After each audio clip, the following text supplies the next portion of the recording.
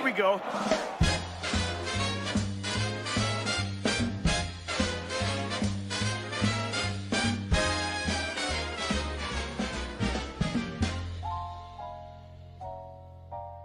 Time for the Planet Mikey podcast. But first we have a message to convey. If you want to contact Mikey, no matter where you're from, planetmikeypodcast@gmail.com. Planet Mikey's where you find him on X. The Planet Mikey podcast, he hardly ever objects. If he had the means, he's offer you a bribe. But please do it for free and hit that button to subscribe. It's me, Vinny Popolo Popolo. Mikey hasn't even paid me. I used to be good, but now I'm good for nothing. Here's Mikey. I can promise you, Vinny Papalapupo, that you will get some money as soon as we get the money that we're owed from the various advertisers on this podcast. Oh, and we have some great advertisers. That's really it's beautiful. Unbelievable. Nice. Yeah, they like us too. And, you know, if you don't subscribe, you know, you can't always get the full benefit of each commercial that runs your way, because some of these commercial messages are very, very important to people. Mm-hmm. They really are. Like that one about when you have oily, bloody stools. What's that one? What is that, a special pill they have or something? Yeah, something like that. If you had nothing like that image of hearing that when you're in the car or maybe having lunch or something. And when you think about it, you know, it's a rarity, I guess, for some people to get an oily stool. But when they do, they think, well, you know, the price of oil's going up. So let me just get my skimmer and make some money on this shit. There you go. Brought to you by the Pro Automotive folks, the nice folks at Pro Automotive in Dudley, where their new location is 191 West Main Street in Dudley. Do right. See, in Dudley, they do it right. You got that, Smitty? Yeah, I just heard what you did there. I'm going to marry Nell Fenwick. Either that or I'm going to have sex with her father, Inspector Fenwick. Oh, boy. You know, remember how he rode the horse backwards, Dudley Do Right? What a great cartoon that was. You know, he was a Royal Canadian Mounted Policeman. It's true. Yeah. They always get their man. I am Dudley Do Right of the Mounties. And that was the big voice they gave him. I wish I had done cartoon narration. I could have done really well. Remember the other day we played that meteorologist sounds like Bullwinkle the Moose? Yes, he did sound like I Bullwinkle. do a perfect Bullwinkle the Moose. And no one ever calls me anymore. Can you do that Bullwinkle thing? No, they don't call. They used to call it, I guess. Smitty, aren't you due for a My Grandma's coffee cake? It's been a while. What flavor you want? I'll get it sent to you right away. I Really? know some You'll people. do that for me? I know people. Oh, man. Okay, hold on. Here's my domain. Ready? There he is. Smitty! I'm in the dark. Look at all the buttons. See, this is why he's good and I can't do this shit he does. Because look at the buttons. I would like a blueberry coffee cake, please. All right, no problem. Yeah. You got it. For those of you that want to send a cake to somebody. I'm just telling you, you will not be disappointed. 1-800-8-GRANDMA or go to mygrandma.com, peruse the flavors, send a cake to somebody you love. They'll be happy about it. I am having the greatest day I've had in months. Hey, wait a minute. The greatest. Hold on. Before you begin, Okay. I have to put this picture up here because, well, the operator was asleep when you were talking about my grandma's coffee cake. Oh, there it is. Yeah, I like putting the logo up there because... Now can you play Jim Croce's operator for us the entire 3 minutes and 45 seconds? Why would you... Right to the point where he says, you can keep the dime. Why would you want that? Jim Croce's dead. We're just talking about Gene Shalit. Jim Croce looked like a young Gene Shalit. When he did. All right, now, so I've had the greatest day. Ask me why. Hold on. You called me earlier today. Yes. And you were just happier. You told me all this good stuff you have. I won't reveal what you told me, but you can do that. I was happier than a pig in shit. Oh, yeah. That's what they used to say where I came from. Yeah. I'm happier than a pig in shit. Go ahead.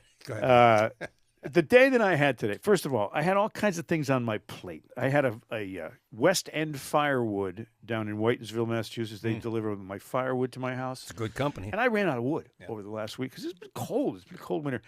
So I ordered a couple of cords of wood, and I said, okay, when can you put? They called me and said, we can drop it off tomorrow. I said, well, I got to do my podcast, so it has to be before 10 or after 12 noon because I got this window to do the podcast here in Sudbury, Massachusetts at the Palatial. What's it called? On Pelham Island Studio. Yes.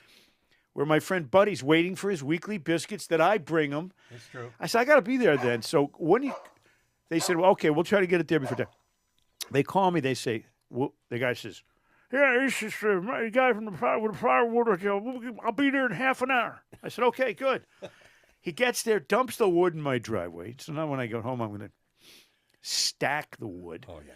There's nothing like stacked wood. In fact, stacked women are also cool. So I'm going to go home and stack some wood. That's perfect thing. Okay, the wood's in the driveway. That's what I'm counting on.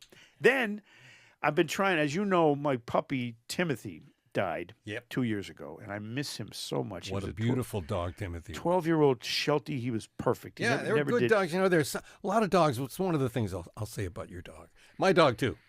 There's some dogs that are just dogs, and your dog was one of those dogs. It gives back. He totally understood it. He knew my mood. Yeah. If I'd watch some, let's say, asshole Democrat on TV say something stupid, and I'd go, the dog would perk up and go, what?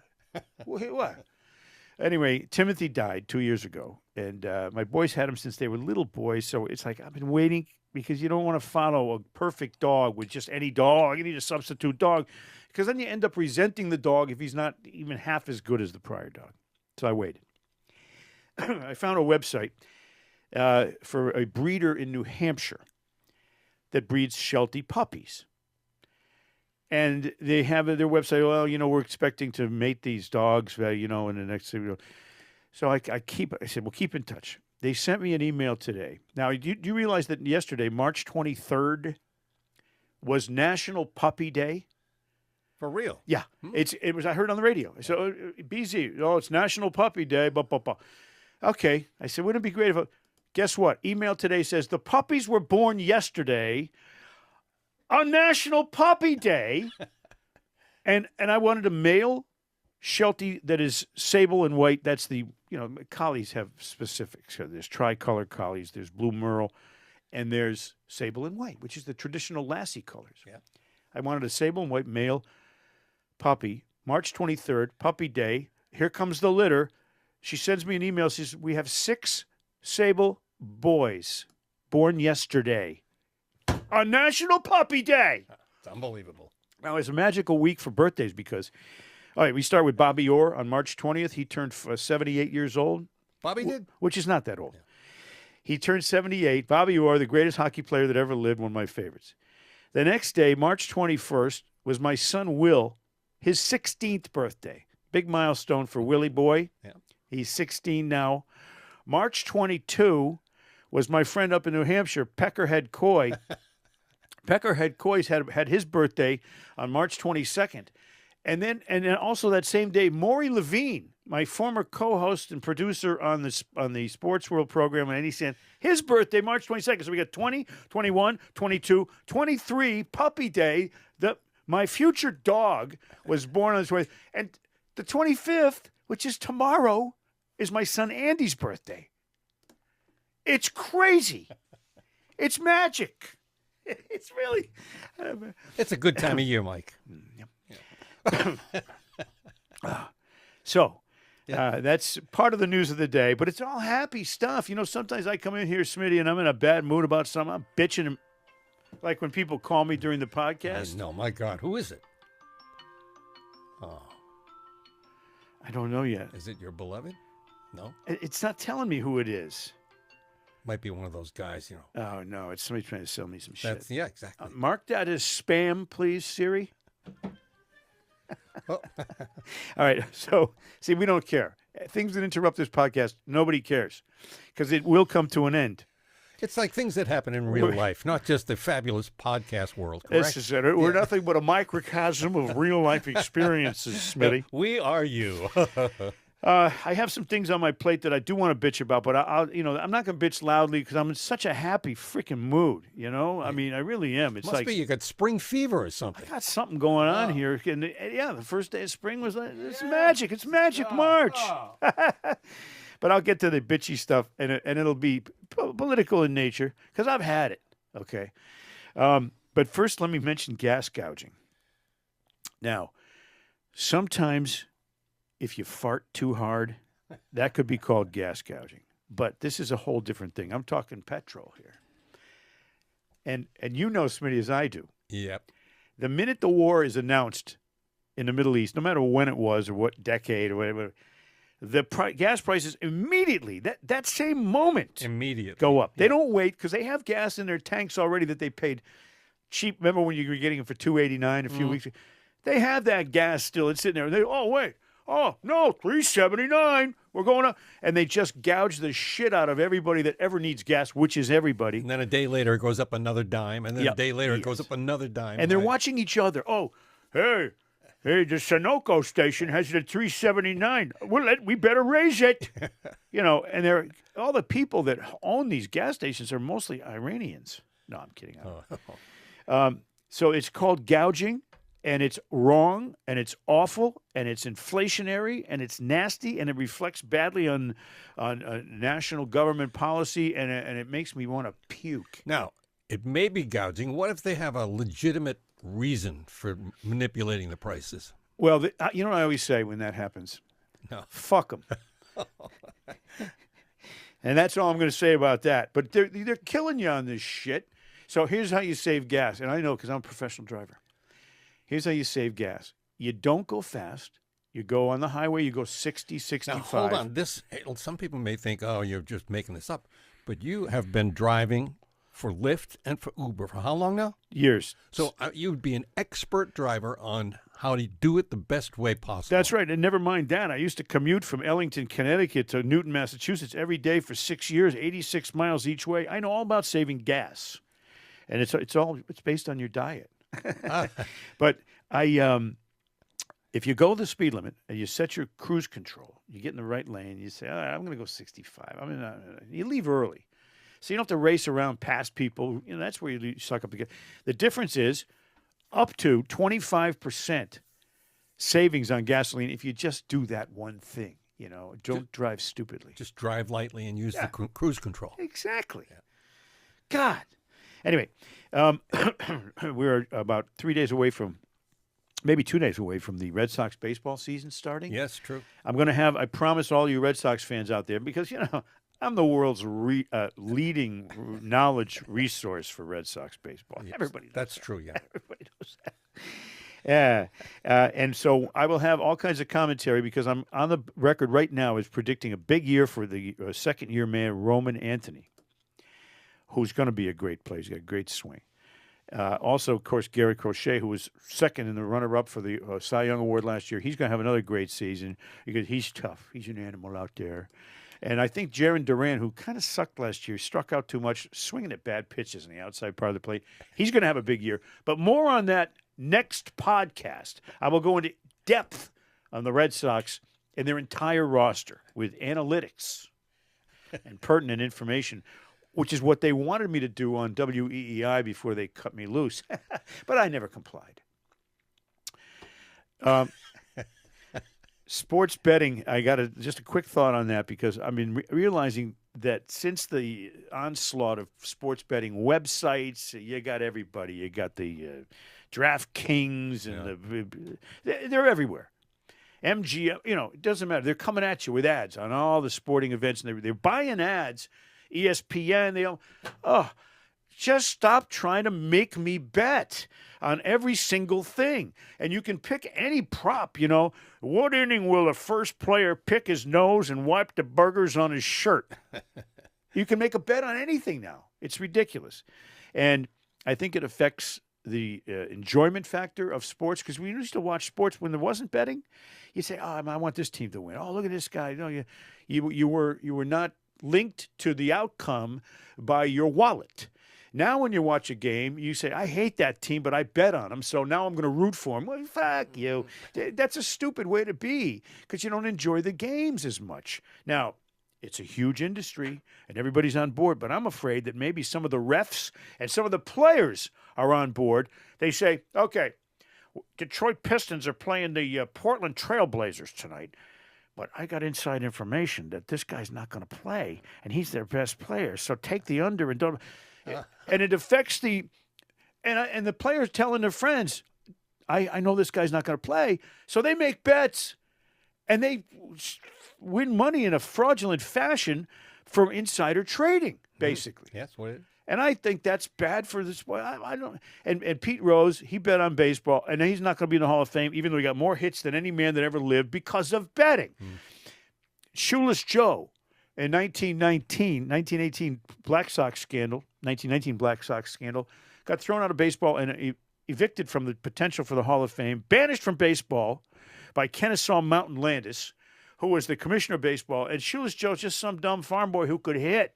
Lifetime batting average of 356. He's right up there with Ty Cobb. He's up there with everybody that had great batting averages, but he didn't get a sniff. He had to go like run a liquor store or something after he retired from baseball because he needed the money. The betting has always been a problem, and I think we made a mistake by allowing it to be so prevalent. Is that the right word? That was good. I agree. How much you want to bet that the Red Sox? And you know what else that really bothers me? And I'm getting all this stuff off my chest. Go ahead, Mike. I'm up to about a C cup now. Baseball in the Major League, they're pussies. You know why? They had the Cleveland Indians, and for years they had Bob Feller. They had all these. They had the first American League black player was a Cleveland Indian. It's Cleveland. You know what they say about Cleveland? If you're going to have a plane crash in Cleveland, it's better to have it on the way in. But it's the mistake by the lake, or as Oil Can Boyd said during the game that was fogged out because the fog came off Lake Erie and they had to fog out the game instead of rain out. They asked Oil Can Boyd afterwards. He says, well, that's what you get when you build a ballpark next to the ocean. Dumbass. So the Cleveland Indians were the Cleveland Indians. And then all of a sudden this political correctness came around. Wait, you can't say Indians. What are you talking about? They've been the Indians. The Indians like that. It gives them a special attention. No, it's not politically correct. We're going to change our name to the Cleveland Guardians. Go fuck yourself. What a bunch of pussies. It's the tribe. They were known as the tribe, the Cleveland Indians. It was like Chief Yahoo or Wahoo, whatever his name was, is the logo. No, not anymore. I mean, that's ridiculous. Same thing with the Washington Redskins. Look, okay, they have red skin, and they were called Redskins, and for 100 years, they were calling us paleface, and we were calling them Redskins, and it was like, okay, that's a nickname. It's not going to... And all of a sudden, now they're the Washington Commanders. And none of them wear underwear, the Washington Commandos.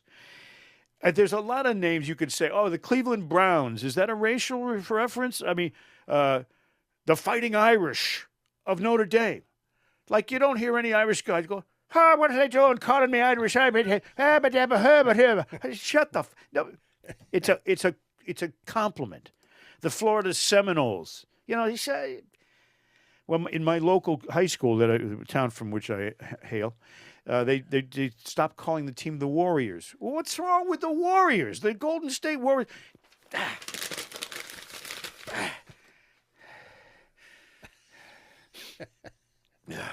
I need my glasses now. This is some small print on this next page. Gee, you started off. It's such a great day. You were It so is happy. a great day. Oh, It's one of my favorite days I've ever had today. I got one boy's got a birthday. He's turning 20. One that's 16 a couple of days ago. I got a puppy that's 1 day old that I haven't even seen yet. And I got firewood on my driveway, Smitty. And a cake's coming your way. You know, having firewood on your driveway is like having money in your pocket. It feels good. So the Indians changed their name because they're pussies. But you know who changed their names a lot in this world? And you're going to be surprised at some of this. Italian guys. What? You know, we have John Fiore on here, and we give him shit because every part he ever played in all the movies he's been in has been some Italian guy. Yeah. Typecasting. Well, a lot of the people that were entertainers and famous Italians, when they got here, they changed their names. And it wasn't because they were ashamed of being Italian, but not at all. It was because they were afraid people wouldn't be able to remember or pronounce all those syllables. And all those vowels van away. So, my fire just went out. Famous name. Okay, tell me who you think this is. All right, stand by. Go ahead. Rodolfo Alfonso Raffaello Pier Filibert Guglielmi di Valentina di Antuanaguola. Vinny Papalopoulou. Rudolph Valentino. Wow. Yeah. Well, no wonder he changed his name. Well, he had 8 names, and they were all just these vowels. Silent movie actor. Arrived in America December 23rd, 1913. The Italian-born Latin lover. They call him a Latin lover. Rudolph Valentino, famously known for his roles in silent films before his tragic death at the age of 31. Rodolfo Alfonso Raffaello Pier Filibert Guglielmi di Valentina di Antuguola. I wonder what the process was for choosing Rudolph. He probably got off the boat, and they said, just like they did to the Godfather when he arrived in America, Corleone. That's the town he was from. They probably just said, you know what? I got to shorten this shit. Famous Italians who changed their names. Okay, how about Stephen Victor Tallarico? Do you know who that is? Yes. Who? Steven Tyler. Yes. Yes. How did you know that? I just knew that from... You've been drinking with I me. have an inside source. How about Nicolas Cage? His real name is Nicholas Coppola. Oh, yeah, he didn't want people to know he was related to the... nephew Yeah. of Francis Ford. He didn't want to know. How about this guy? Dino Crocetti. Bobby Darin. Dean Martin. Oh, really? Yeah. His real name was Dino Crocetti. He did use a similar but different name during his early singing career. That name was Dino Martini, which is really what he should have stuck with that. Many Italian-American singers changed their names for professional purposes. For example, Tony Bennett, Frankie Lane, Connie Francis, Bobby Darin, you guessed that one, Yeah. and Frankie Avalon, to name a few. They changed their names. You know? Do you have the original name of No. Frankie Avalon there? I can get it for you, but hold on. Siri, want me to do it now? No, that's Hold okay. on, No. Oh, jeez. Siri, what was Frankie Avalon's real name? Siri. Oh. Francis Thomas Avalone. Oh, is that his name? See, Siri, we don't even need anybody to do a research. We got Siri. Okay. I did a little research too. I was at McDonald's, right? I got this.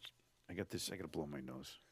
He's going to do You know, it. I always do that. Once per show. He's going to do it. You know, it was even worse than the cocaine days. No, I'm kidding. Oh, my God. Yeah, that was great. Another full-bellied clam. I've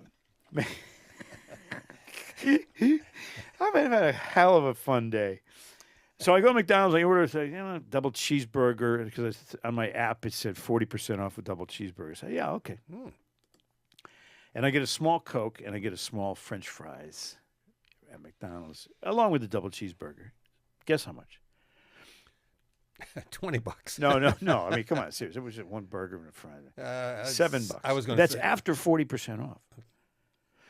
So I said to myself, well, fuck. What? I always say that to myself. I said, what is $7? I said, when I was a kid, and this is not like an old goat. I'll do the old goat. Ready?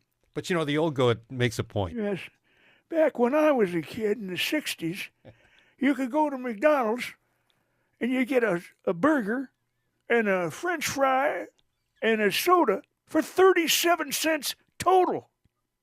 12 cents for the fries, 10 for the drink, and 15 for the burger. 37 cents. Now it's $7. Fuck you. I mean, I shouldn't swear so much. People listen. There's kids that listen. Yeah, they're listening right now. Yeah. Now, so I had to say that about that, but not the McDonald's. I don't hate McDonald's. I know it's bad for you. I know you eat it, you feel like shit after you eat it and everything, but it's quick. Yeah. It's supposed to be cheap too. Quick and cheap was the winner for them. Now it's slow and expensive. Anyway, I picked up a furry the other day. You know what those are. You know what a furry is? Yeah, I mean, a real furry, like someone wasn't just No, it was a real dressed in like a cat or something. I wonder what that is. Did you see the video of the? I think it was a girl who was dressed up as a dog, pretending to be a dog in a park, and a real dog came over and started fighting with her. Started humping her. Oh God.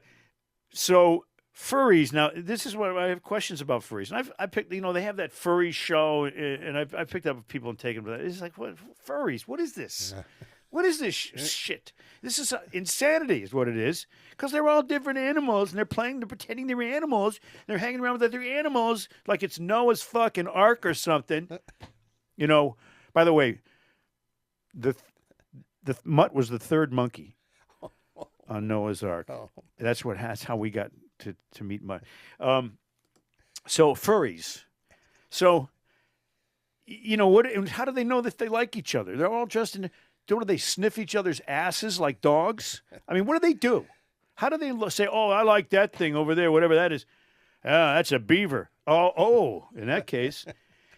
Now, if your boyfriend, if your boyfriend, let's say you're a woman furry, and your boyfriend is a panda. Okay, you know about pandas, right? Go He eats, shoots, and he leaves. He eats, shoots, and leaves. It's a joke, yes, and I set it up nicely. That was good. It's pandemonium. Seriously though, how do you know? Say, what if you open up that costume and that fuzzy little thing you thought was such a cute koala bear is a fucking male gorilla with an anger problem? Then what? I never take it that far. Well, it's like a dream. When you get to the bad part, you wake up. Oh, thank God, I was about to fall off that cliff. Speaking of falling off that cliff, I know we don't have the video of it, but John Daly, the golfer, Yes. who golfs like I do, Yep. drunk and smoking the whole time. Yeah. He had a shot in the rough, and he went down to the rough to carve it out of there and hit it back up on the green, and it was a big steep hill, and after he hit the ball, he went sliding down the hill. Big fat John Daly. I'm thinking, that's me. That's how I play. I know that I complained about this once before, but I'll do it again really quickly, since I've started to drink coffee now again. At Dunkin' Donuts. Now, you go to Dunkin' Donuts, you get a coffee, right? There's no stirrers. Now, you know what a box of stirrers costs at the Ocean State job lot? Like 49 cents. Dunkin' Donuts, they get $2.89 for a small coffee. They can't give you a stirrer to stir it because sometimes they dump the sugar in there, they dump the cream in there, and just give you the coffee. Well, that's all at the bottom. Sometimes you like to stir it so that it's all mixed together, and you get to taste the sugar and the cream. Well, they happen here. But no, they don't have stirrers. I say, could I get a stirrer? They say, well, we don't have stirrers. It's a fucking coffee store. You don't have stirrers? What do? Put your penis in there to stir it? God. All right, do you spoon? Nothing. Not wooden stirrers, not plastic. They don't have them. It's a coffee place. Okay. Sorry. I'm sorry. No. It was in such a good mood, and I'm going to get back into that good mood right now, magically. Watch this. You know what was fun? Going to the old Dunkin' Donuts, where you'd walk in, it would smell like donuts. There'd be a showcase behind the counter of all these donuts. Smells like yesterday's donuts. Oh, man, you could go in there and have a great time with the ceramic cups. I don't know if you know this, but the Dunkin' Donuts is one of the original places where they originated the donut hole. Oh? Yeah, and I'm just, they poke the thing, and the munchkins are the poked out holes in the donuts. That's what those are. The donut holes, they poke them through and they become Dunkin'. So they're not wasting anything. They're putting it all in. Okay, buy these munchkins, and they don't waste anything. They don't waste any dough, if you know what I mean. I thought you were going to tell us how they put the hole in the donuts. Well, you know why they have the donut holes, don't you? It keeps the crullers happy. I have to. See, this might be the best show we've ever had. You know why? I don't know. Because it's almost over. Oh, well, there you go. I got complaints about Democratic senators, and it's vociferous. Is this political news? Yes, it is. God damn it. These Democrats, they're making the lines long at the airport, then they blame the Republicans for it. Give me a break. Give me a break. Everybody knows whose problem it is. So now, I'm going to give you just a little information about the 12 biggest asshole Democratic senators. I mean, there are a bunch of them. I guess how many senators are there? 40-something Democrats? These 12 are notorious assholes. And I'm going to tell you why a little bit. But I'm not going to give you their whole life story because we don't have time for that. I'll start with Chris Van Hollen. You know him? Smitty, do you know? Yes, from Connecticut. No. No, the other guy. Oh, this is the guy that went down with the illegal and bought him drinks and brought him back. Yeah, he's Maryland Senator, 67-year-old Chris Van Hollen. More compassion for the criminal than the victims. And you don't want to get between him and a TV camera, as you can get hurt. This guy wants to be on TV all the time. He's got aspirations. He's 67. Born, by the way, in Pakistan. Oh. Yeah. Raised in Sri Lanka. I can't even spell that. He finished, though, his high school in Concord, Massachusetts. Did you know that? Yeah, at Harvard, you know. He's a pro-choice, anti-gun, camera hog, big supporter of the Affordable Care Act. Do you need any more knowledge about him to know that he's an asshole? Is he for or against SAVE? Did you... Well, I'm sure he's against SAVE because he's a party line guy. He just says whatever the talking points are, and he's an asshole. Okay? Now, Adam Schiff, I just need to say that, and you know exactly why he's an asshole. He's the human skin tag. He's California, of course, a big pet of Nancy Pelosi. Adam Schiff was her little pet, and she groomed him since he was a congressman and a local politician, and then completely dominated his thinking for the rest of his life. He was on the impeachment committee. Now, he was born in Framingham, despite having no Brazilian blood. Oh, no, he's a masshole. He was born here, born in Framingham, Massachusetts. He moved to California. He's a jerk. You know what he does in his spare time aside from being an asshole? He writes screenplays. And he likes to have his picture taken with known pedophiles. Mm-hmm. I've seen a lot of that on the internet. Yep. And it's not AI. Chuck Schumer, Senator Chuck Schumer, been around forever. Now, ironically, we talk about birthdays. Chuck Schumer was born the exact same date as my older brother, Chris, who's a great guy. And he's not a liberal asshole. But they were born the same time. Chuck Schumer, of course, went way left. He's a flip-flopper. They got all kinds of videos of him talking about, oh, well, you got to have an ID to vote. All of a sudden, this is a flip-flopper extraordinaire. They simply say they've moved on and they've evolved. He's an AKA supporter, flip-flopper pro. He's pro-gay marriage, pro-choice, pro-hair plugs. He's got it all going on, and he's an asshole. Oh. So far, all three of the people I've named so far are assholes. Are there more? Yep. And now more assholes with Mike Adams. Cory Booker, age 56, a former mayor of Newark, New Jersey, which is an absolute shithole. He's the one that likened himself to Spartacus. I think I had my Spartacus moment. Yeah. Well, you're not hanging on the cross yet, pal. He did a 25-hour filibuster, the longest ever filibuster speech. 25 hours, and the turds in his pants were the longest ever as well because he didn't get to go to the bathroom for 25 hours. That didn't stop him from emitting a whole bunch of shit. He's also a supporter of the crooked Bob Menendez, who got busted for stealing the gold and foreign influence stuff. He had a closet full of gold. Bob Menendez. Well, Booker's his biggest backer. Booker the backer. Cory Booker finally married in 2025, just last year when he was 55. Until then, he was like, what you call a bachelor. A confirmed bachelor. Yeah. In 1992, Booker wrote in the Stanford Daily column about a sexual encounter during his teenage years, the messages he received about sex when he was young, and his attitude which changed towards sex. Mm. According to the column, one of Booker's friends kissed him at a party after he tried to hug her. When Booker slowly reached for her breast, she pushed his hand away, but Booker groped her. During the encounter, Booker's friend was drunk, he says. And Booker was 15 years old, so of course he can't get charged with anything. That's right. And he didn't, and he stopped doing that because he didn't really like it. Okay, Liz Warren, you ready for her? Yeah. Oh, Lizzie. Best known as the fake Indian Hiawatha Pocahontas.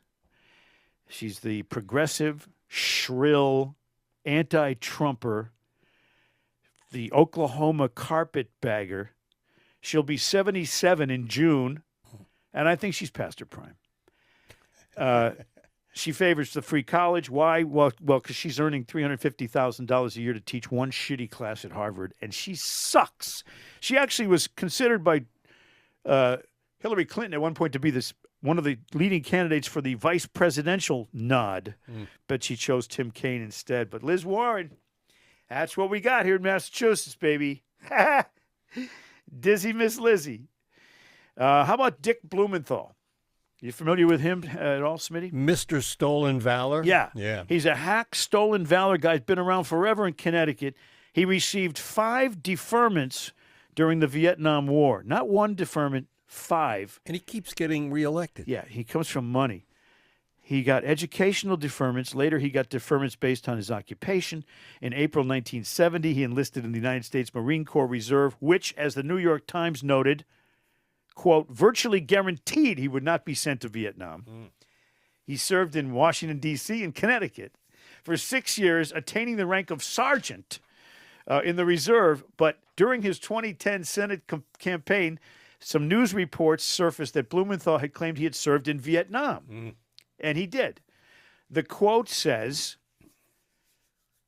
he was talking about Afghanistan. He said, we've learned something important since the days that I served in Vietnam. He didn't go to Vietnam, and it came out, and I misspoke. Yeah. No, you lied, you sack of shit. All right, next. You ready? Yeah, let's go. Oh, there's more. Yeah. We're almost done. There's a lot of assholes. Now, more assholes with Mike Adams. Maisie Hirono, Crazy Maisie from Hawaii. She's the first Buddhist ever to serve in the Senate. She's 78 years old. Her father was in World War II, not for the United States, but for the Japanese Army. She went back to her mother, decided to return to Hawaii with Maisie's brothers. Hirono never saw her father again before he died. Wow. That's tragic. Sheldon Whitehouse, pompous, self-righteous, sanctimonious, old money rich boy from Rhode Island. His longtime ties to the elite private club Bailey's Beach have attracted scrutiny. He sucks. The New York Times called the club a haven for members of America's ruling class. In June 21, Whitehouse defended his family's membership in the club, and when asked whether the club had any non-white members, he replied, I think the people who are running the place are still working on that. I'm sorry it hasn't happened yet. So he's an elitist. I can't even go on any further on him. I don't like Sheldon Whitehouse. Mark Warner, Virginia, 72 years old, a net worth of $214 million, Smitty. That's more than you and me combined. Oh. He's the 7th wealthiest member of Congress and its wealthiest Democrat. He has a younger sister, Lisa, just like Bart Simpson. He grew up in Illinois, later in Vernon, Connecticut. That's where my ex-wife is from. Vernon, Connecticut. He graduated from Rockville High School. That's where my ex-wife went to high school. And Billy Romanowski, too. Okay. He credited his interest in politics from his social studies teacher at Rockville High School, who inspired him to work for political change during the tumultuous 1968 year. He was class president at Rockville High School. Mark Warner. He's an asshole. Last but not least. Oh, wait a minute. Is this last? Am I already at the end of this? I thought I had a whole lot more. Bernie Sanders. In 1971, while researching an article for Liberty Union's newspaper, he stayed at Myrtle Hill Farm, Vermont, which was a back-to-the-land commune. Mm-hmm. He was asked to leave after 3 days for failing to contribute physical labor expected of all members. He didn't know to do shit. What? I got to do that? I'll go live I'm in a leaving. commune. I'm leaving. And then in 1963, he met in college Deborah Schilling Messing. He met her in college. They got married in 1964. They bought a summer home in Vermont so he wouldn't have to live in New York anymore. They had no children. They divorced in 1966, 3 years later. His son, his only biological child, Levi Sanders. Oh. Have you ever seen any pictures of him or anything? No, cool name, though. Bet she's wearing jeans. Born in 1969, and now he's in 88. He married another lady who's the president of Burlington College in Burlington, Vermont. And the day after their wedding, the couple visited the Soviet Union as part of an official delegation and a honeymoon. Oh, yeah. He honeymooned in Moscow. There you go. Oh, should I throw in Alyssa Slotkin too? She's Michigan. She's nasty. She, this is funny. She comes from the high grade Fortune, which is the company behind Ballpark Franks, now owned by Tyson Foods. She married her mother and father were married, then divorced, and Judith, the wife, came out as gay. That's her Alyssa Slotkin's mother. In 1986, during the peak of the AIDS epidemic, Slotkin and her brother moved in with their mom, who was gay. Their home was a gathering place for Detroit's covert but vibrant LGBTQ plus community. Yeah. Her father was a longtime Republican and Reagan supporter with whom's worldview she agreed during her childhood. Slotkin said she became a Democrat because of the Reagan administration's indifference to the widespread suffering of those with AIDS. So at least she's got a cause. Oh. But she's an asshole, too. And then there's Chris Murphy from Connecticut, kind of an honorable mention, another camera hog, big ACA, same-sex marriage guy. What I can say about Chris Murphy from Connecticut is he wants to be president, and he never will be. Same like Gavin Newsom. That's right. Yeah. Now, I want to say this about John Fetterman, because if there's a Democratic senator that I like, it's him, because he has the balls when something is the right decision to say, never mind party lines. I'm going to go for this because it makes sense. He's done that recently. He's not afraid to buck the party line when he knows that the decision is the right one, rather than just repeating the same old bullshit that comes from that whole list of senators that I just gave you. John Fetterman, I would vote for him. I would vote for him, and if I ever get moved down to Pennsylvania, I will vote for him. Okay? That's a serious thing I'm saying here. John Fetterman. And everybody thought, that he had the stroke, that he has brain damage, and they're saying, oh, they're going to elect a guy with brain damage. Guess what? He's the only Democrat that makes any sense in the entire Senate right now. And if he's got brain damage, then I want some brain damage. I may already have brain damage. I don't know, and shit. So Yeah. thanks for watching the political part of the show. And of course, now we always have, as we generally speaking, every single week, we have a musical tribute. Yep. You should be all queued up there. Yeah. I'm cute. It's okay. Smitty's always got everything going. He's a pro. And so we're going to do this song and dedicate it to all the assholes in the Senate that are Democrats. You ready? Go ahead. I can't hear it. Oh, there it is. See, it just takes a second there. Joe and Jerry, everybody. Fortunate one.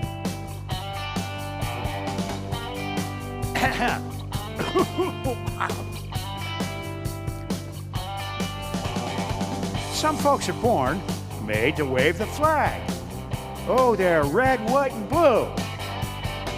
And when the band plays Hail to the Chief, oh, they point the cannon at you, Lordy. It ain't me. It ain't me. I ain't no senator's son, you bitch.